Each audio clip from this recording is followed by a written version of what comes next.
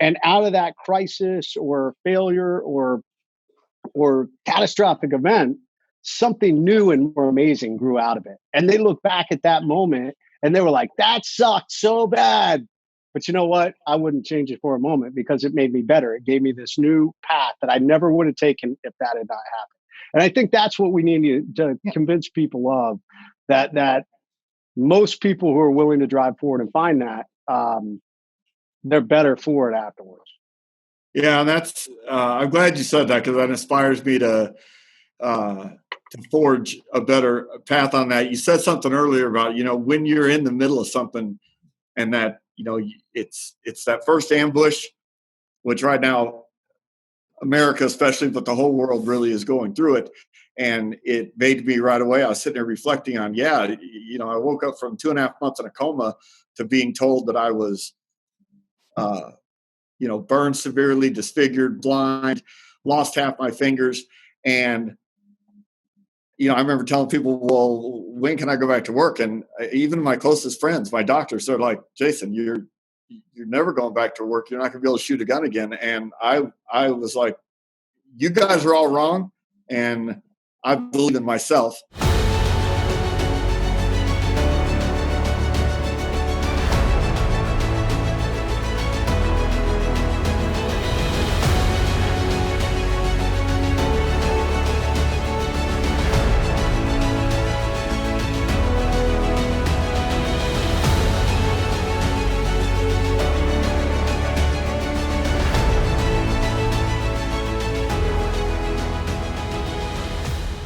We are really just so happy to have you guys here today. I was talking with Jason Schechterle just prior to going live here, and we were talking about why we wanted to do this. I know that there are so many people going live on Facebook now.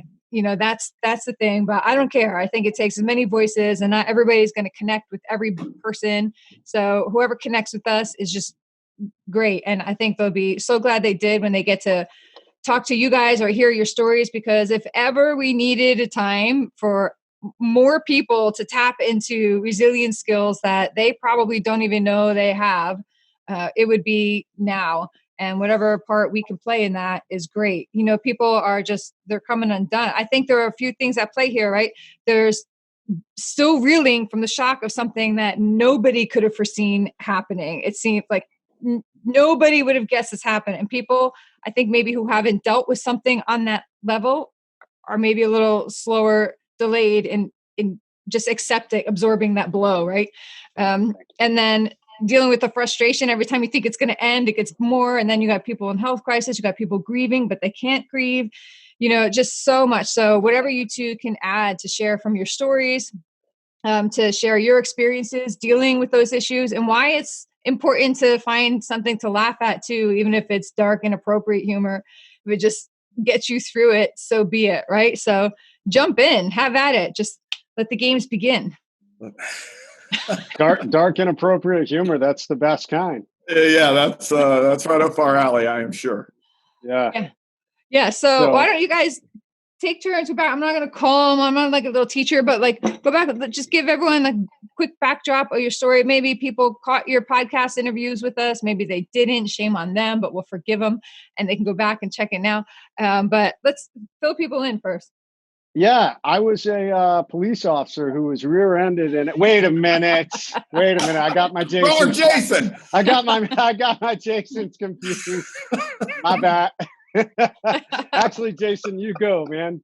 I'll tell you what, I wouldn't mind switching, because if I could run around screaming I was a Navy SEAL, I would be happy. All right, so yeah, Barb, I don't remember what our episode was, and it was a great one. Though it was just such an honor to be on with you. I've told you this before, on and off air. I say it to you all the time on your Instagram, but I find huge inspiration in you, and I thank you for doing this. So my name is Jason Schechterle. Living in Phoenix, Arizona. As you can tell, I was involved in a pretty sizable fire 19 years ago. I was rear-ended while I was on duty as a Phoenix police officer by a guy doing over 100 miles an hour, and just fate upon fate miracle upon miracle.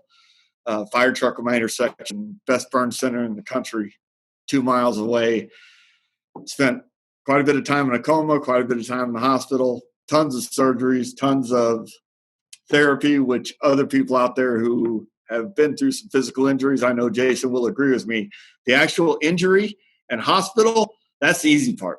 Therapy, that can be pretty grueling at times, with as far as the pain and really the mental part of pushing yourself one step forward. But I was able to get through all that and return to work. My wife and I had another child 18 months afterwards, who now is 17 years old. And it's just been an incredible journey and learning process about life. And, no matter what you go through, you change as you grow older with life experience. And when you throw in whatever we all have something. We all go through similar adversities. We're going to lose loved ones in life. We're going to see people that we love struggle, whether it be going through a divorce or financial struggles. If we're parents, then we can all relate to that portion of adversity. But it seems like all of us will also have something unique. Barb, what you went through is something I can't possibly fathom. What Jason went through is something there's no way I can relate to or understand. We have something unique to us. And you mentioned something a few minutes ago, what we're going through right now.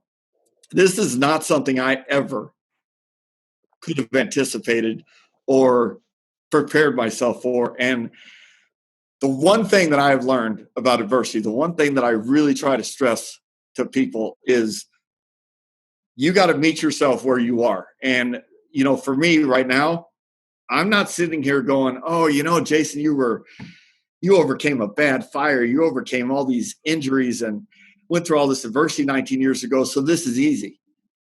No, that's not how this works. This is incredibly difficult to be quarantined. I've lost my love and my passion is to travel this country doing motivational speeches. I am blessed to be an Eagle Rise speaker, which Jason invited me to and created and has given me that platform.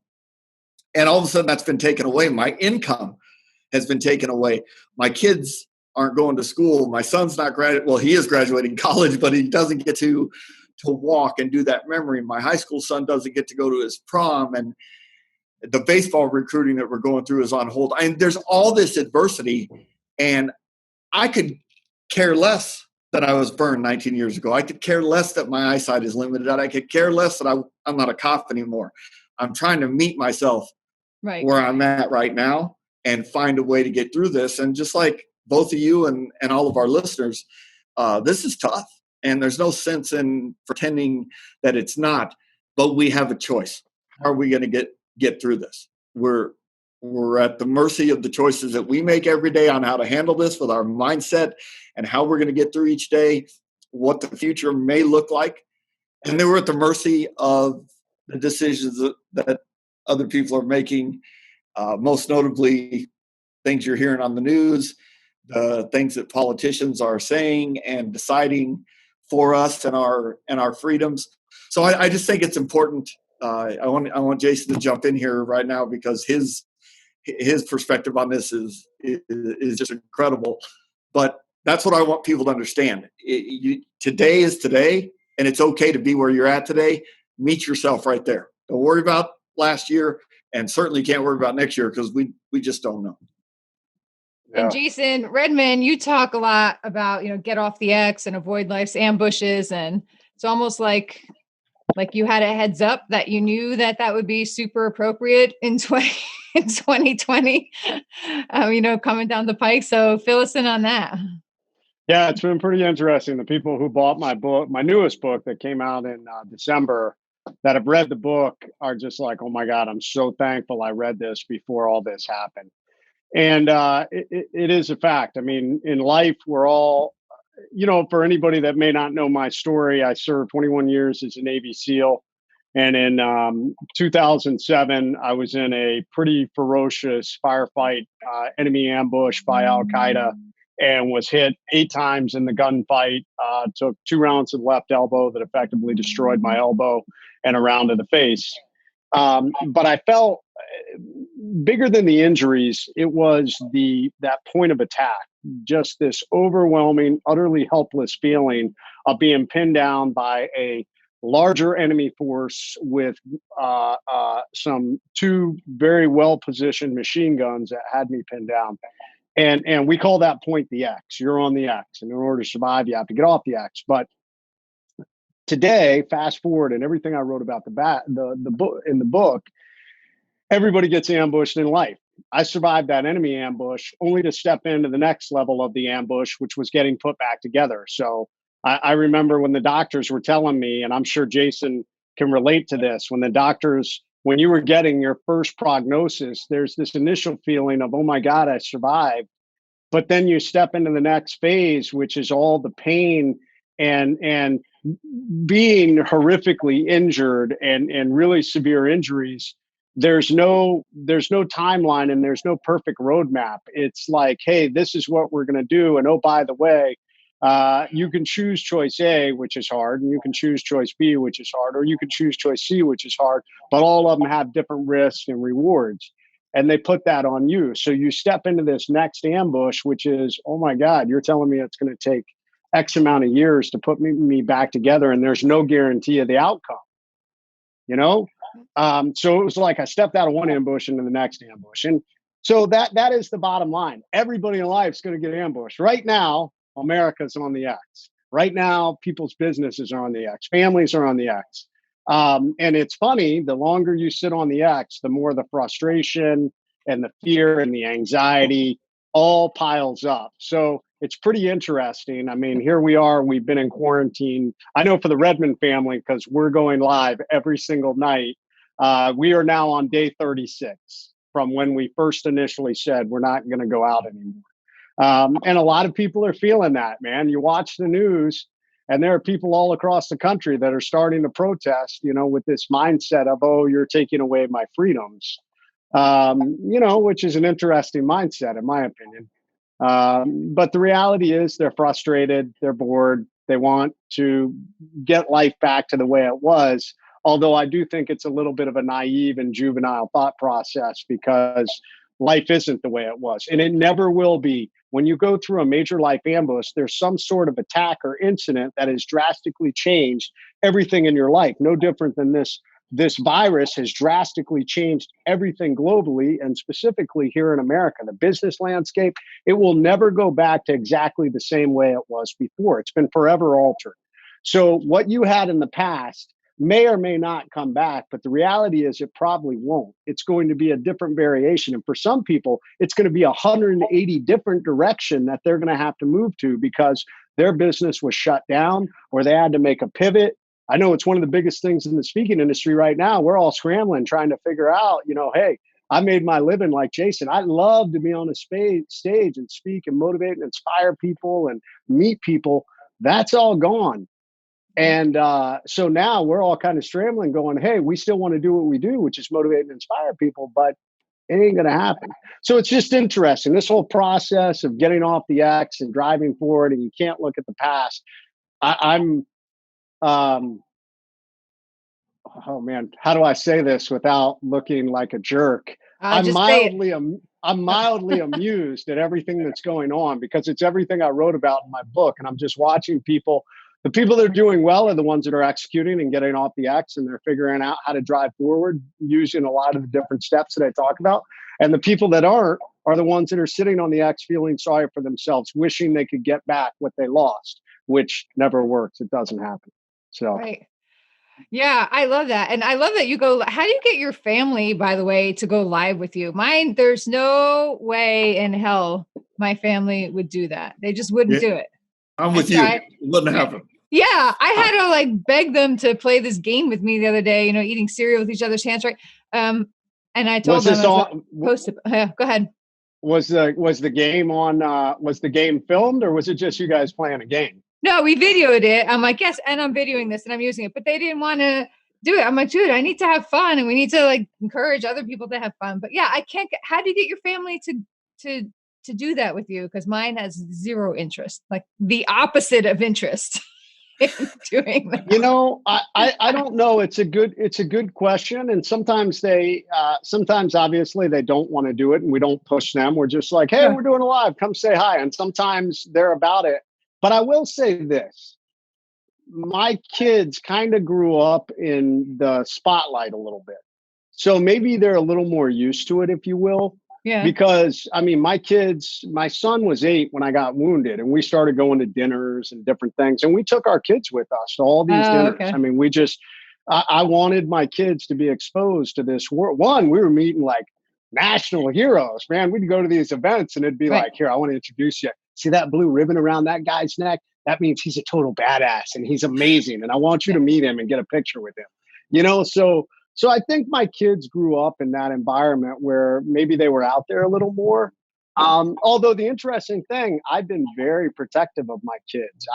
If you go back and look up until this, I've never put my kids out in the spotlight like that. And I still don't. You will not. My kids' names are not their actual names in any of my books.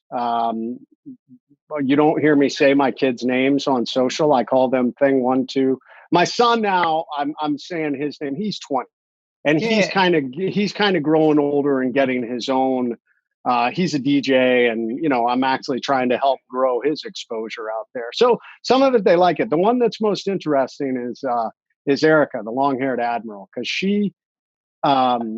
I've for years tried to get her to speak. She's a phenomenal speaker. I mean, I don't know if you guys have ever gotten her to just speak, but it just flows. And you can't help but like the way she speaks. And she's just very matter of fact. And so it's been interesting that she bought off on this. And man, we've been doing it together and people love her. So I don't know. Well, she's got the best nickname ever. Yeah, LHA, man, the long-haired admiral. The long-haired admiral, which means she's in charge, as she should be. Oh, absolutely. Yeah, no, I wear the pants in that household. At least the ones she tells me to put on. So how do you guys, what are some ways that you've seen in your communities or people that are like actual acts that people are doing to kind of make other people laugh? Or like, for me, I love seeing the absurdness that's coming out. I love seeing the people that are just doing super creative, but like funny things too. That just makes me, I always like that. It makes me laugh. But, then there's the inspirational things going on with people like visiting each other, sort of visiting you. But what are some things that are happening around you all? Jason? Well, for me, it's been, I joined Jason's live stuff to sometimes, get my own inspiration throughout the day. We did a great last week, and Jason's doing another one tonight. I would encourage everybody who's listening right now to tune into Jason's Instagram and Facebook Live tonight, because he's going to have some phenomenal speakers giving their testimonials, and we can all use that to get through it. But the humor is just kind of an ongoing thing all day, and it starts in your house. That's one thing that I love about my household. We laugh.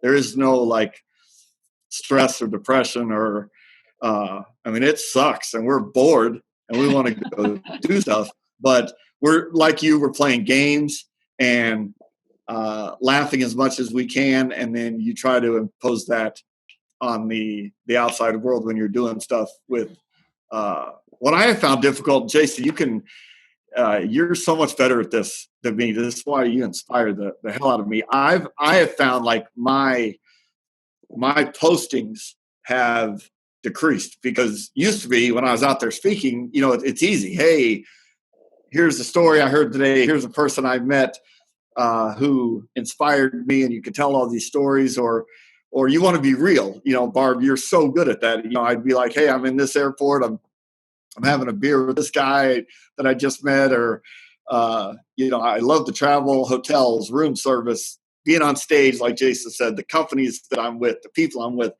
And so not having that right now and not knowing if or when it's coming back, I've noticed that I have been less able to find my groove with my postings. And because I almost feel in some way, and Jason, please jump in and argue with me on this. I almost feel like I can't just say, here's a daily dose of motivation when people have lost, their jobs, or maybe their home life isn't, being at home 24/7 sometimes with your family, it doesn't work for everybody.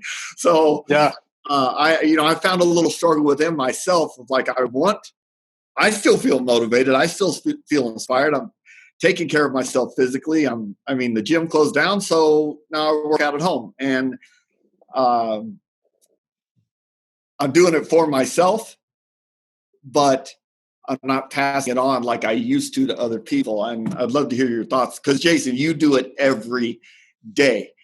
You're still passing it on to other people. Yeah, we do. Although I will say, I kind of looked at my social media the other day, and I'm like, gosh, man, we're really trying to push.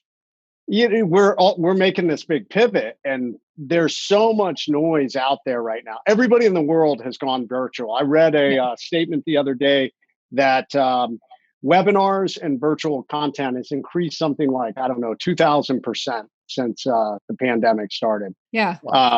And I don't know if you've noticed, everybody has become a coach.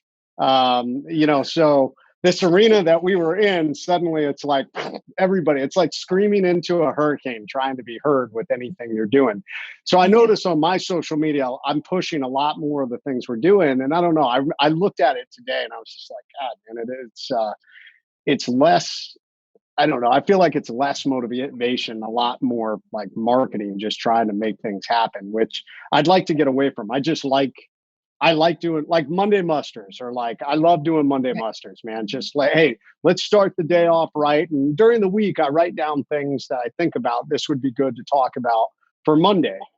And that's just a purely motivational thing. It's all it is. I mean, there's nothing behind it. It's just, I want to give people a dose of motivation to start their week off right. So Jason, I will say I disagree with you on the mindset of, hey, some people out there are losing their jobs and things like that. I think they need that motivation more now than ever. We can't change the fact that they're losing their jobs. We can't change the fact this pandemic.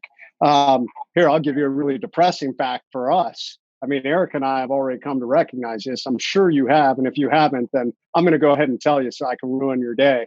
Is the speaking industry is going to be the last industry that comes back in all of this. Yes. That's the reality. Yes. And I've already heard some rumors of big companies that they're not even planning any events until 2021. Like, they're not even considering events. And I'll be honest, I think it'll be later into 2021 before, I think you're going to have to see a vaccine or something in place before they're going to allow large crowds of people to get together. Oh, yeah. Yeah, we were talking about that. And, Dave and I have at first, we were planning the Great American Summit. Jason Schechterle, you were going to be part of it. Jason Redman, you were trying, right? And initially we were like aggravated when we made a decision just before this started to move it to September for different reasons. We had a new team come on board. Things happened, right? Would have been better in September. But obviously now that's off the playing field, even September. And we're looking, like you said, we're looking at May 2021 now, because the sponsors, even attendees, aren't going to be wanting to go to. Hey, Barb, I got good news. My calendar's clear. I got it live. You're in. We got the Jasons. We got you both. Bedros had said he'd come too, if he was available. So you can have a reunion, like a romance reunion. But we're looking at May 2021. And at first we took it hard. We were like, we spent 2.5 years building up to this event, like our first event, and for us, it was kind of like a crushing, but it sets us back another year that we had planned 2.5 years. And so now we had to wait another year. And I had a tantrum for X amount of time. I'm like, okay, time to get over that and move on. Right. But I gotta get off the X and drive forward. We're always looking forward. I mean, that's what you got to focus on. We can't change. Anytime something changes our direction, we can't it makes zero sense to sit there and whine and cry about it because it happened. You can't change Yeah. it. I think you have to allow yourself, you have to give in for like 5 minutes. Like you can't deny it. You can't pretend it doesn't suck. I won't argue with that. You got to give in, but like set a timer. Like I will literally set a timer. There's a grieving process. Some things I'm kind of like, obviously, I mean, if it's like a major, like you've lost someone you love or something like that, there's obviously that time before we move forward. But other things, I'm just like, well, it sucks, but hey, let's go. Let's figure this out. Yeah. It's not like it'll never happen. It's just, the timeline's different. The landscape's different. So, let's look for the positive. We now have more time to plan. You're going to have better speakers. Yes. Who knows? It may be at a better venue. You have all this time to build things up. Yeah, no, we're psyched for it now. I look at that for the future of us. And although we are in a unique situation, Jason, going back to what we were talking about with people that are losing their jobs and stuff. I mean, there are some people out there that are really, really, really struggling. Yeah. And I'm really blessed. And I know you are blessed too with retirement pay. You have a safety net, and so do I. And thankfully, Which you earned, by the way, you earned those nets. We did, and I won't ever argue against that. I'll never say that. But it is nice. I mean, we don't get to live our lives in the way that we were, but at least we're able to keep going. And I'm just looking at, okay, this new world is we're going to come out of this new world, and there's going to be this whole new virtual reality that exists. Yeah. That's kind of funny. I said virtual reality, but there will be this new virtual reality. I was going to let it go. Yeah, no, I had to get it. Come on, make fun of it. Come on, you got to. That one was just angling. Just knock it out. So, but there will be, and the interesting thing is, if you think about the younger generation that's grown up in this, already they had grown up in this virtual world. I mean, you talked about your son running around in the VR goggles, and now suddenly we're growing up in the pandemic world where we're going to school through computers, we're meeting through computers. We really are moving down the road of that movie I was talking about in the beginning with Bruce Willis, where like they're living their lives virtually. I think that's a little dangerous. We need that human interaction. I think everybody's seeing that. But at the same time, there are going to be people that do not go back. You're going to see businesses that are like, wow, we can save a lot. Look at how much money we saved on travel in this whole pandemic. We don't need to send people. Zoom works great, even though I'll argue a little bit against that.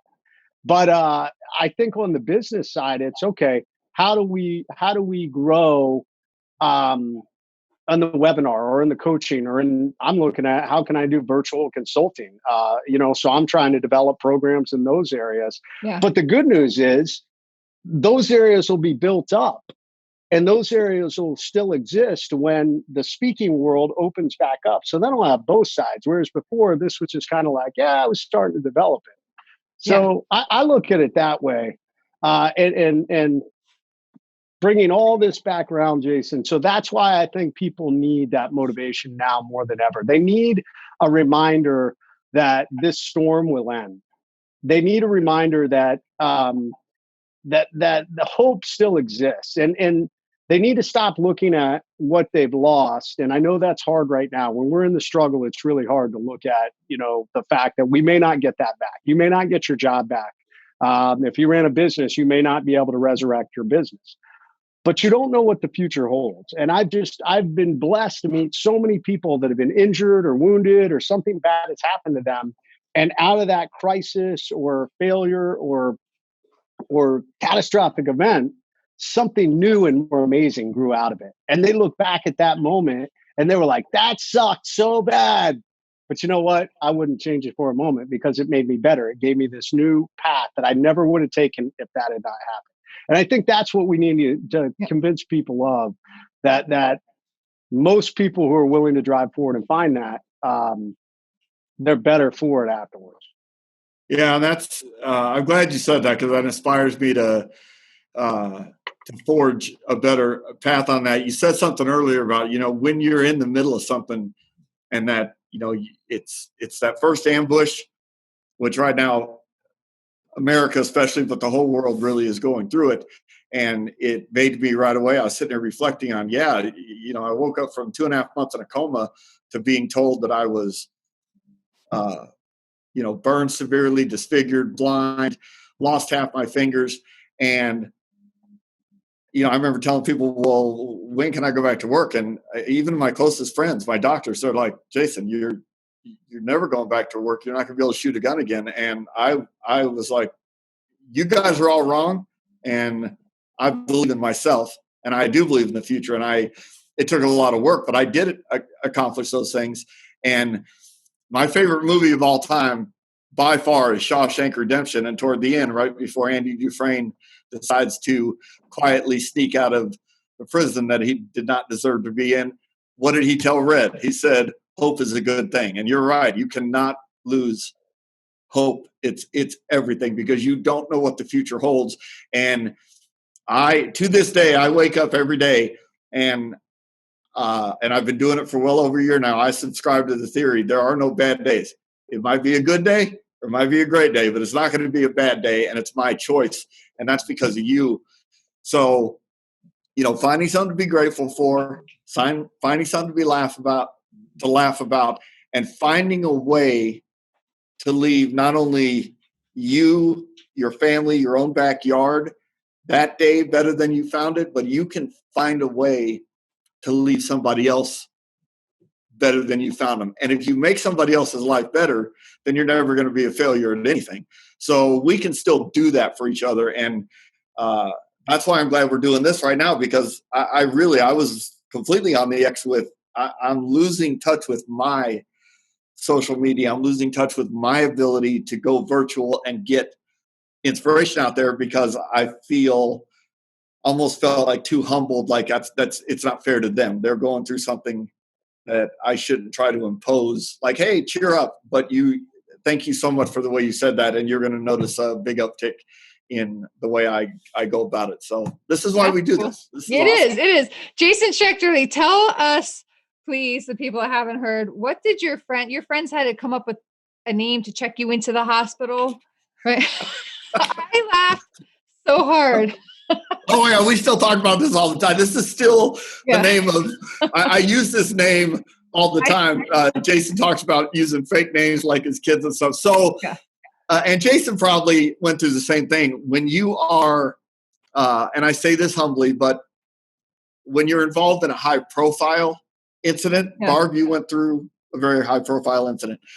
Being a police officer, being in line of duty, when I was in the hospital, they are not going to tell people where you're at so that they can find you. It's a dangerous kind of thing. So we're 2 days into being my accident, and I am 100% going to die. Like, all the doctors are telling my family, Jason is not going to survive. So about 48 hours into the incident, one of the nurses walked into the area where all my police friends and family were sitting and said, hey, you guys need to tell us a code name that only you guys will know, so that when you call to ask about Jason's condition or whatever. And one of my closest friends from the academy, without blinking an eye, he wrote down my name was going to be Chris, C-R-I-S, and last initial P, Crispy. It's just the best. That's awesome. And my entire family, from my mom to my sister, through their tears, through their devastation, through planning a funeral, they all said that they laughed their asses off. And to this day, that's my fantasy football team. That's my whatever. I will use that name as often as I can, because I think it's not only is it fitting, but it's hilarious. And most of the time, the most humorous things are the ones that have the most truth in them. And I can't change the fact that I was burned, so might as well have some self-deprecating humor. And me and my friend Shane, who came up with that name, we still laugh about that all the time. It's a great story. That's a good one. That's a good. What do you guys think about that? And I want to get back to using humor again, because I always say I think humor is one of the most underutilized weapons against depression, grief, anger, all of it. So how are some ways, like, what are your thoughts on that? Go ahead. Oh, go ahead, Jason.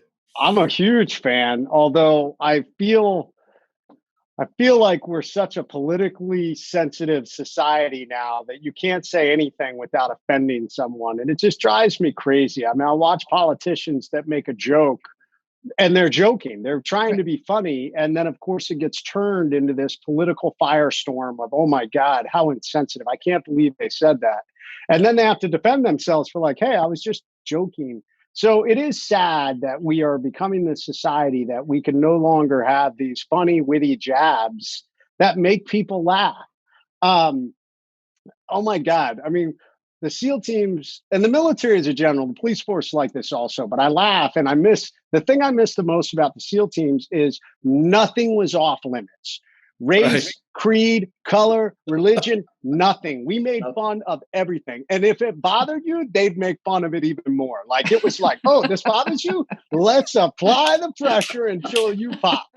And so, yeah, you got really good over the years. If like, you know, if they did something that made you mad, you quickly realize, oh, I got to stop. I got to act like this doesn't bother me. Otherwise, it will never stop. And it was just hysterical. All that. I mean, perfect example. So like Jason. So I got to the hospital and after a couple of weeks, the doctors were like, hey, this is how we're going to have to put you back together. And they built a 3D acrylic model of my skull with all the damage. I mean, literally the right side just blown out and they were like, this is how we're going to do it. Well, before they did that, like friends of mine got a jack-o'-lantern. Like, so they brought in a jack-o'-lantern and they were like, hey, this is what you look like. This is what you're going to look like after we put you back together. So, because it was September, it was almost Halloween. So, you know, they had access to this stuff. Or they had wired me shut and I had a team guy that came into the room and was like, here, I brought you beef jerky, you know, because he knew that A, I hadn't had anything really good after being in Iraq for 6 months. And B, he thought it'd be really funny. So, I mean, it's the humor like that other people would go, oh my God, that's so insensitive, but it's funny. And we should be able to laugh at stuff like that. I love it. I love it. And I think, you know, there's some people that fall in line with that and other people don't. I've certainly offended more than my fair share of people cracking widow jokes or whatever jokes and, you know, I let it go, you know, because I feel like if it's going to help you laugh through something, right? Like, why should somebody care what makes you laugh as long as you're not, you know, really attacking? Well, you were right about something, Barb, and me and Jason could probably have a contest on the amount of drugs that both of us have had flowing through our bodies in a hospital setting. I'm not talking about illegal drugs, but we have both, I'm sure. That's a whole nother contest. Did I say that out loud? I'm sorry. Yeah, that's a whole nother contest. But it is 100% true that nothing in this world makes you feel the way a smile or laughter does instantaneously. And if you can't, if you're not able to smile, if you're not able to laugh, and especially like you just said, you make widow jokes. Yes, you had a serious tragedy happen, but self-deprecating humor is absolutely the best. You're not making fun of somebody else. You're not even really making fun of yourself or the situation. It's just the fact of life. And would you rather cry and slam your head against the wall about it? Or would you rather find something to chuckle about? And you have to do that. I try to do that every day. We laugh. I can't even tell you how often I laugh, whether it be with friends or with family. And usually it's with humor. Most of the time it's my own kids just making fun of me at the way I, mispronounce something with my skin grafts, or what I'm doing with them watching me try to button a shirt or tie a tie. Instead of offering help, they'd rather just sit back with a bag of popcorn. Make fun of you. Oh, that's amazing. I love it. Right now. So, laughter of any message anybody can get, you have to find a way to laugh. And Jason mentioned political correctness. I think about this every night. So one of my things, my family tends to go to bed early. Like my wife, she's in bed 9 o'clock. In Arizona, from 9 to 10 p.m., I get 2 reruns of Seinfeld every night. And I did not appreciate that show in the 90s the way I do now. And I've probably seen every episode 10 times. It's mind-numbing humor because I know every line. I know exactly what they're going to say, and I still am able to laugh. But it dawns on me every night. They'll say something, I'm like, oh, man, that would not fly today. You would get in so much trouble with the way the world is. And I have young kids, and very different. I have a 26-year-old daughter who's becoming a psychologist, and then I have a almost 22-year-old son, and to listen to them talk, we get into these heated debates. I'm like, I respect what you're saying, but don't take away from like how me and Jason grew up back in the time we grew up, how our families raised us and what was acceptable. And when it comes to the military and cop, I mean, I was a homicide detective for 3 years. Do you think I spent 3 years and didn't laugh at all? Murder is not funny in any way. We laughed a lot because you've got to have that morbid humor. And you have to detach yourself. All right. Hey, what Jason is saying, if you are sensitive to something, you're only going to get it 3 times as bad until you're completely crushed. As we're topping this off here, I want to ask the two of you each to walk through a couple like actionable steps that people can take when they're kind of like that deer in the headlights, hit by something that has them completely just frozen or paralyzed, when they're dealing with frustration and fear. What are some things you can do, in the immediate aftermath, or some things that they could do now as we're halfway through it and renewed people are protesting? What are some things people could like hop off of this interview and start applying in their own lives right now to help kind of take a breath and reboot a little? All right. Well, I'm going to do this first because Jason, both of his books are incredible. His strategies, his mindset, and what he has gone through is second to none. Literally my biggest inspiration and somebody I look up to. So I'm going to let him close this out. For me, I live by the motto that sometimes the most beautiful, inspirational changes will disguise themselves as utter devastation, and you've got to be patient. One of my favorite people, Tim Brown, who survived the collapse of one of the towers on 9/11, that's what he simply says: be patient in your grief, be patient in your struggle. And when you are either coming out of an unexpected, to steal from Jason, life ambush, or whether you see a storm brewing, before you take that next step, it's okay to, take a deep breath and try to come up with a game plan. Recognize what you have. What am I spend so much of my time. It's not how do I get through this day? It's let me get to the next hour and see what I can see there. Because if you're standing in darkness right now, and I mean you're just the chaos, the darkness, the weight is too much. If you just continue to stand there, the visuals are not going to change. Take at least 2 or 3 steps, get to the next hour, and then see what you see, because guaranteed you're going to see a little bit farther than you did before. So gratefulness, my mindset, and keeping my perspective, and then recognizing what works for me. There are days I can leave this interview and something can hit me that I'm just like, oh, and I know what I need to do. I can jump on Instagram and I can go to Jason's page and see what he had to say. I can dial up my favorite song on my iPod. I can call one of my friends. I can do something that will get me out of that. To close out, one of my favorite things to do is, I've gone through a lot in the last 19 years.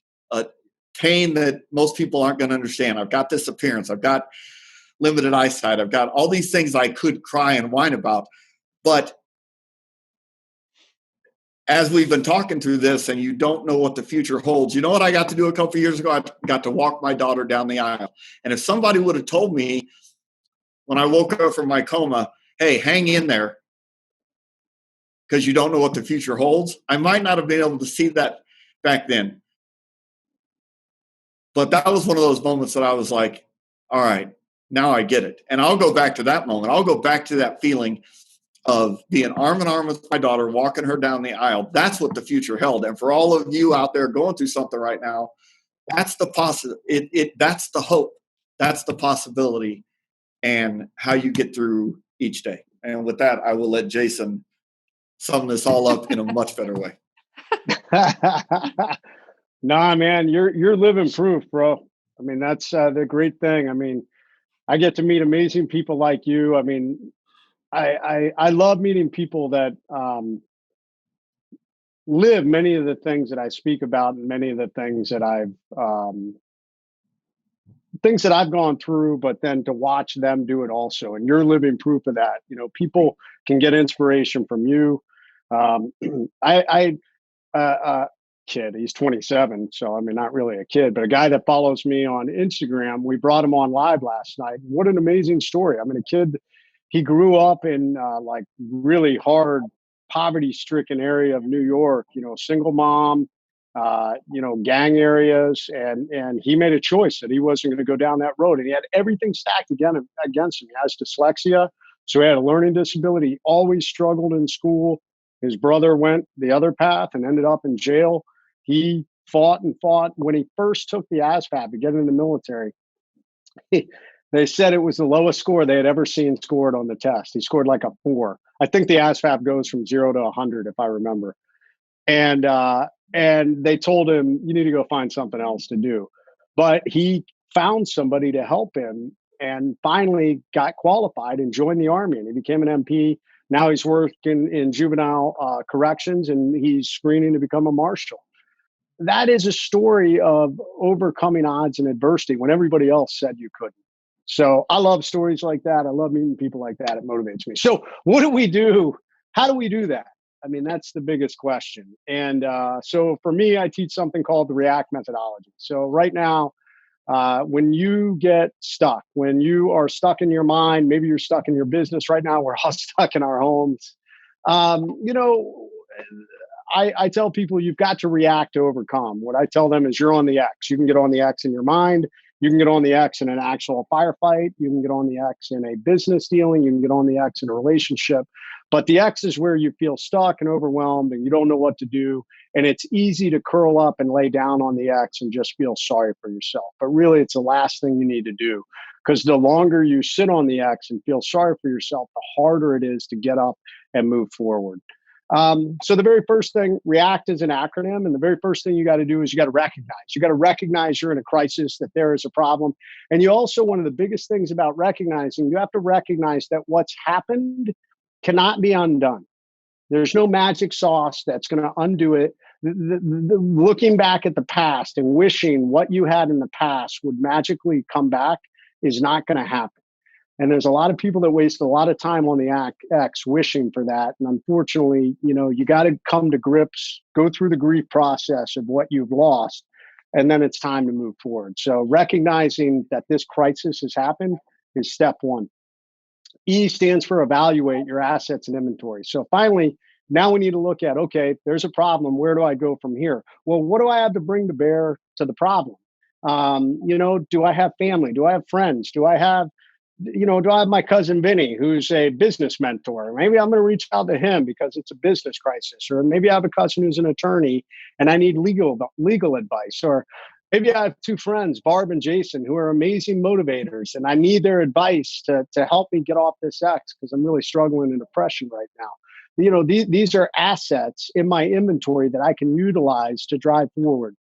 Number 3 is you've got to assess. A in REACT is assess best options and outcomes. Now that we know our assets and our inventory, you know, we've got our tools laid out on the table in front of us. Now we decide which tools to use, what options to yield the best outcome. And this is probably one of the harder ones because we need to look further down the road and we need to be realistic. If I take option A, realistically, what would the outcome look like? And if I take option B, what would that outcome look like? And then you also need to think about, well, what happens if I choose option A and that fails? Well, guess what? You're back on the X, but that's okay. You know, now we move to the next option. And sometimes that's hard to come to grips with because we're already in pain being on the X. And sometimes it's going to get harder before it gets easier. So those are all things to come to grips with. But no matter what, we lay out our options on where we're going to go. Number 4 is you got to choose and communicate. So we choose the direction we're going to go and we communicate it to people around us. And this accomplishes 2 things. One, it accomplishes, it sets a path, and it gives some accountability with us. Because once you've chosen and you've articulated to somebody else, guess what? People are starting to expect you to do it. Oh, you said you were going to do this. Why haven't you done it yet? And it also, there's something about human nature that if we have something swirling around in our mind, it's just in our mind. And it's easy to just sit back and let it continue to swirl. But once you voice it, you now have made it into an actionable item. And there's a little bit more human nature, just desire, urgency to execute on it. And number 2, when you communicate it to other people, it gives not only you, but it gives them hope.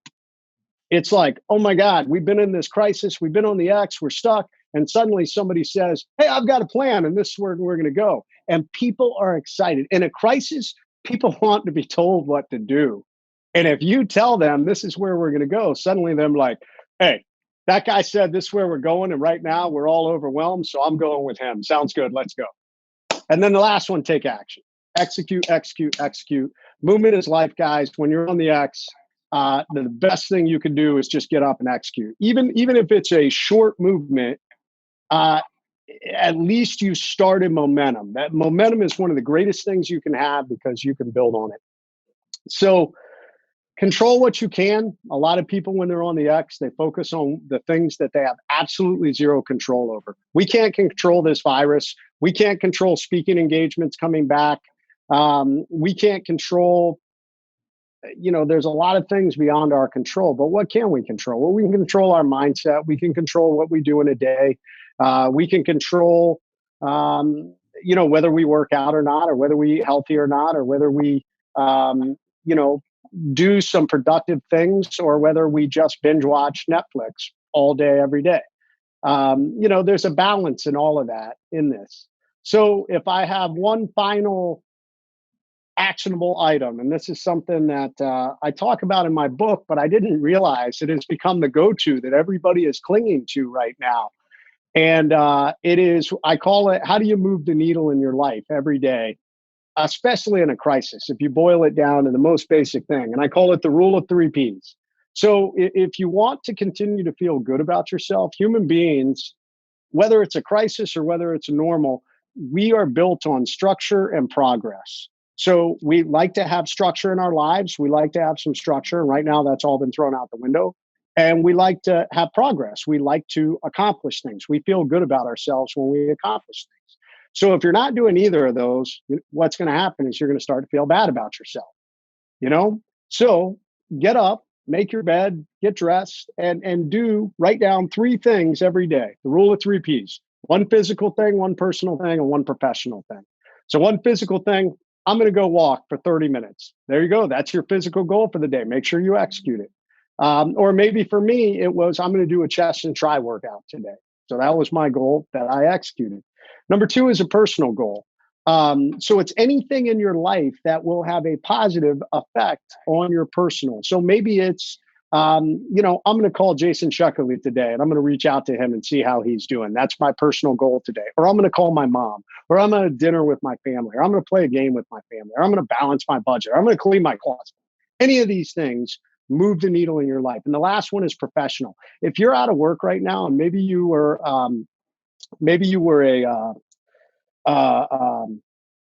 server in a restaurant, and your restaurant has been closed down, and you're like, oh my God, where do I go from here?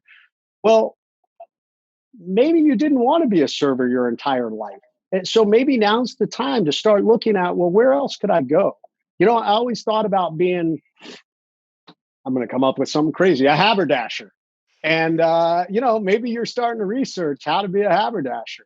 To a tailor and help people. So anyways, the bottom line is do some things that are going to move the needle for you professionally. If you follow the rule of 3 Ps, I guarantee you'll get to the end of the day. Even if you want to watch Netflix you'll get to the end of the day. As long as you check those things off, and you'll be like, I feel all right about myself because I built some structure and I made some progress. And those 2 things is what gives people self-worth. Awesome. And I think those are especially helpful right now, like you said, when you can't control anything else, or, you can't go into that office, everything is upside down. So I think that's really cool. It's something that people could hop off this, and there's still time. The day is still young. They could still write down those 3 things and get them done today. Right. And actually, I'll challenge anybody who does listen to reach out and message us and let us know what those things are, and I'll pass them on. Or message you, Jason, put it on your Instagram, which is what? Where can they find you guys on Instagram? Jason Redman, WW. Okay. At Jason. Schechterle_Jason. All right. Awesome. And where can they connect with you all, to follow you, to hop on your websites, to see what you're doing, to figure out how to get some coaching from you all, etc.? Mine is burningshield.com. My book is titled Burning Shield. I just got a new shop that went live, so you can get some shirts and some hats and some other stuff. And I'm easy to contact. My email's on there, and I'm the only one who reads them and answers them. So I'd love for anybody to reach out. Facebook, Instagram, Twitter. I'm all over the place. So I'm pretty easy to get a hold of. Great. Right. And Jason Redman, you have, for people catching this live now, you have your own live event here in about 2 hours, right? I do. So we've got this is a small fee paid webinar, and it's individuals who are talking on mindset, emotional intelligence, and human resources. So 3 components of navigating through this. If you're a business owner, if you're a parent, really, if you're a human being, then there are subjects here that'll apply to you. And then next week on the 28th, we're doing another free speaker summit. So it's a great opportunity for us to showcase and give amazing speakers like Jason an opportunity to get out there and tell their story and to motivate and inspire people. So next week we've got a strong military presence. Next week we have retired U.S. Coast Guard Captain Martha Kotite. We have wounded warrior Brian Fleming, who is an author. We have a U.S. Army veteran and author Brent Magnuson. We have Ray Cashcare, Mr. Conquer himself will be on there. And then Sean Lopez is a Marine that I talk about in my book. So we've got a great lineup of some really inspirational speakers. So if you guys want to check that out, you can go to eaglerisespeakers.com. My website is jasonredman.com. That's my speaking site. My coaching and store is getoffx.com. And there you can find me. I have a group coaching program called the Overcome Army. It is all about how do you become the best version of yourself. And many of the things that I talked about today, how we stay off the X, how we move the needle in our lives through the 3 Ps, and something I teach called the Pentagon of Peak Performance. All that is there. Excellent. Guys, thank you so much. This hour flew. I had questions I didn't even get to, but that's okay. We got to the ones that we were meant to get to, I think. So thank you again, both, for being here, and, enjoy your apocalypse. Thank you, guys. Yeah. Thank you, Barb. You're the best. Jason, always good to see you. Love you, brother. Be in touch. And to everybody out there,